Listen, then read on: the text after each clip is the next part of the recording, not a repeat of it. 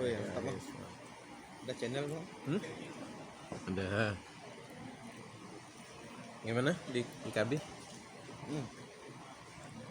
Program Penyuluh ya? yang penyuluh. Enggak, yang ini apa terkait nih? Saya ketua Ikatan Penyuluh KB Penyuluh Sintang. KB. Jadi kalau yang Kalau di kecamatan ya di TPPS ya, TPPS. tim percepatan pengurusan Sejauh ini gimana perkembangannya? Sekarang untuk saat inilah proses penambahan, kita penambahan kader TPK, tim pendamping keluarga. Ada 600 semua TPK. Awalnya kan 300 lebih, ditambah jadi 600 lebih. Ya memang stunting ini persoalannya kan di keluarga. Ya kan? Awalnya ya biasanya yang hasil penelitian gitu kan, terkait dengan asupan gizi, peran orang tua, pola asuh ya. Ya tapi banyak juga yang sebenarnya secara ekonomi mampu tapi bisa stunting bisa. Jadi sebenarnya bukan dominannya faktor ekonomi kan ya, faktor keluarga lah yang penting ya. Secara umum tingkat pengetahuan dan pendidikan. Iya betul, pengetahuan, pendidikan, ya ekonomi, banyak variabel ya.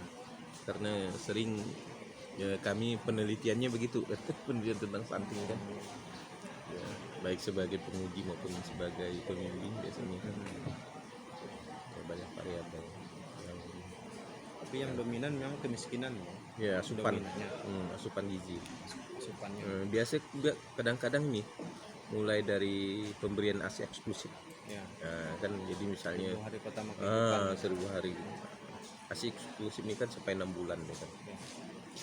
Nah, kemudian apa BBLR berat bayi lahir rendah dengan BBLR. Kemudian ibu melahirkan di bawah 20 tahun atau di atas 35 tahun ya.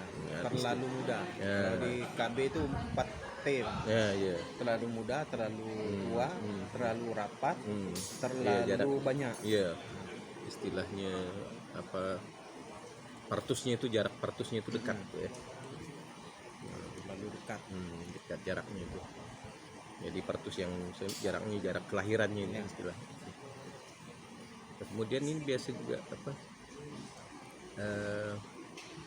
pola asuh pola asuh terhadap tadi misalnya ada di kita ini kan umumnya 4 bulan dari kasih MPASI makanan pendamping ASI kan, padahal seharusnya kan eksklusif itu sampai 6 bulan tanpa air putih pun tidak boleh seharusnya tanpa ada selingan tanpa ada MPASI termasuk susu formula jadi itu kan sebenarnya bisa menghambat, apalagi susu formula ini kan banyak mengandung glukosa kan glukosa tinggi sehingga nanti ada ketika mereka besar menderitalah DM kan diabetes mellitus tipe 2 kan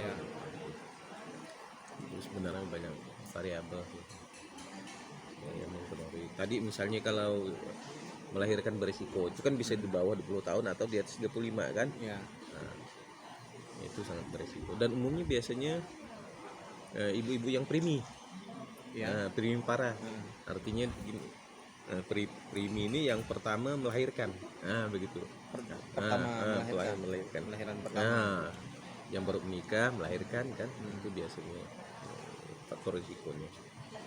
Kemudian juga bisa juga di atas 35 tahun juga berisiko kan begitu karena memang rentan usia 35 paritas atau jarak kelahiran itu kan tadi misalnya ada anaknya setahun sekali atau setahun lebih kan itu paritasnya juga berisiko ya, banyak variabel lah karena dia pola asuh sehingga dia tidak bisa memberikan asupan yang baik kan pada anak.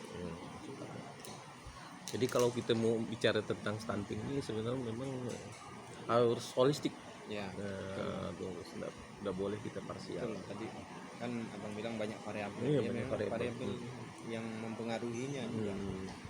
Walaupun fasilitas bagus kan drainase bagus, terus jambatnya bagus, rumahnya bagus, ekonominya bagus, ketika pola asuhnya salah bisa mengakibatkan sama. Ini ada kasus ya di salah satu kecamatan lah ya, ya kategori gizi kurang lah. Jadi bapaknya guru SD, ibunya juga guru SD. Secara ekonomi kan cukup baik kok ya. Dari pendidikan juga cukup baik, pengetahuan juga baik ya. Ternyata anaknya gizi kurang yang akan mengarah pada stunting.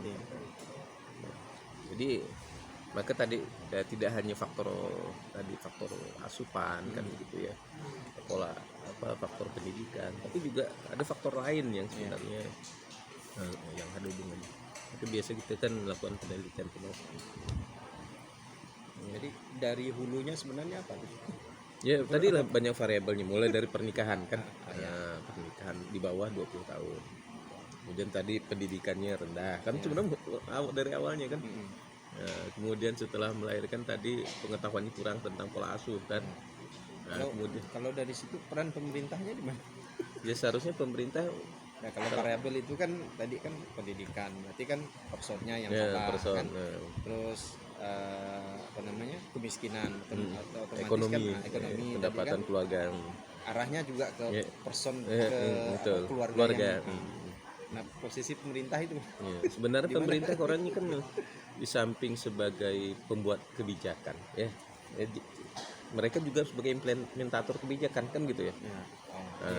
Jadi kalau misalnya kebijakannya apa, misalnya buatlah macam atau perda atau pergub kan terkait dengan stunting ini kan gitu ya, dari awal itu harus dibuat gitu ya.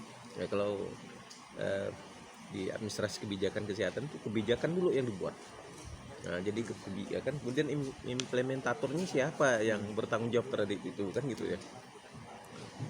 Kemudian kalau memang mau dikeroyok tadi betul kan, keroyok bersama-sama, kita harus lakukan riset dulu. Apa sih variabel yang sangat berhubungan, yang krusial kan gitu. Yang ada di sana. Di masalah stunting itu kan gitu. Nah, karena kita tidak bisa berasumsi ini gitu, tidak bisa, karena setiap daerah memiliki karakteristik yang berbeda. Itu juga faktor budaya. Nah, misalnya budaya makan ikan nih kan ya, yang diutamakan kan biasanya orang tuanya dulu, karena tadi bekerja, ketimbang anaknya kan, anaknya dikasih yang ekornya lah.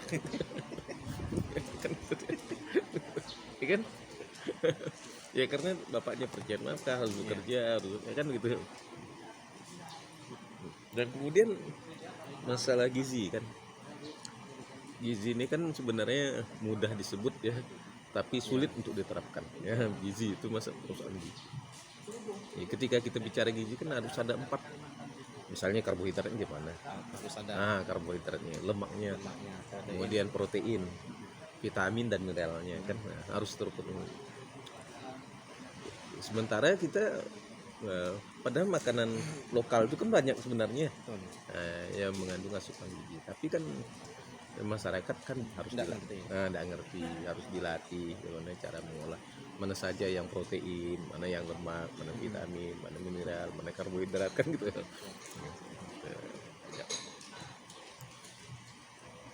ya. Banyak harus kita mulai dari hulunya ya. Nah, baru nanti ke hilir. Awalnya saya mungkin gini kan, pola pikirnya dulu mindsetnya. Kalau bisa ya lebih bagusnya ketika ada mata pelajaran keturunan stunting kayaknya harus ada kurikulum di sekolah, dan itu kan penting sebenarnya. Karena gini, rata-rata kan misal ketika dia kuliah, tamat SMA atau kuliah, pemahaman tentang stunting saya pikir lemah di sana. Bahkan mungkin rata-rata kita yang hadir di sini tahu bahaya stunting pada saat bergabung di kegiatan kayak gini kan. Kenapa? Karena baru sadar kita melek stunting ini kan tahun-tahun ini. Nah, baru ngerti gitu. Kalau dulu kan hanya tahu gizi buruk saja. Gizi kurang, timbangannya kurang, hanya sebatas itu. Tidak ada istilahnya penyebabnya tidak dicari, faktor penyebabnya, faktor risiko istilahnya kan? Oh ini anaknya kurang timbang ini karena kurang makan, hanya tahu sampai di situ kan. Ternyata ada faktor lain kenapa anaknya kurang makan. Bisa jadi karena sanitasi kurang bagus di rumahnya kan, bisa saja dia sering kena diare kan, tidak mau makan banyak nih, tapi ketika kena diare kurus lagi kan, berpengaruh itu. Makanya cantiknya memang ketika stunting ini dimasukkan di mata pelajaran, entah ilmu kesehatan misalkan, olahraga dan kesehatan olahraga kan, dan orkes kesehatan. dulu ada orkes kan. Kalau sekarang penjaskes, Pendidikan jasmani dan kesehatan. ada diselipkan di situ. Bisa. Jadi ketika dia tamat SMA pun dia dah ngerti bahaya stunting. Kalau tamat SMA dia mau menikah misalnya kan, udah ngerti stunting. Tapi biasanya kalau anak sekolah ini kan mereka belajar itu bukan karena kebutuhan. Mereka belajar itu kan terpaksa ikut. Ya walaupun dipaksa tapi dijejal itu dia ngerti gitu Bang. Nah, kita kuliah pun saya mana ada mata pelajaran stunting kan? Nggak ngerti, nemu stunting tuh ya setelah kerja.